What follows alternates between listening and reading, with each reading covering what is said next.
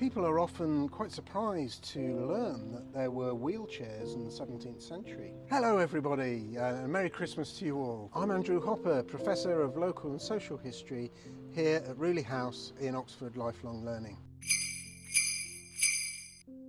If you're looking for something for your Christmas stocking, then look no further than the Civil Wars in 100 Objects. One of the articles that's been written about is Sir Thomas Fairfax's wheelchair.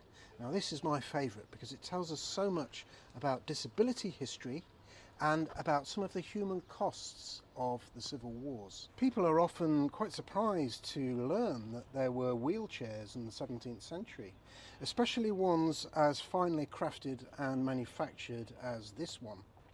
It's a very high status object, so this wouldn't have been given to ordinary disabled wounded soldiers. This was actually made for the Parliamentarian Commander-in-Chief, Sir Thomas Fairfax, the creator and first commander of the famous New Model Army.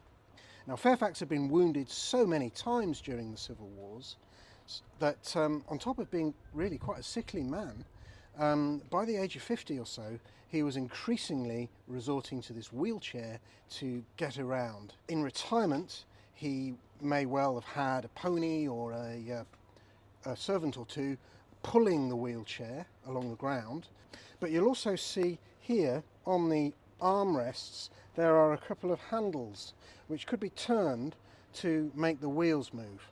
So he was able to propel it himself, perhaps over short distances, and you can see that the back here reclines so that maybe he could have had a nap after lunch sat in the wheelchair there. It's quite a big, imposing object. If you go and see it in the flesh, as it were, at the museum, you can see for yourself.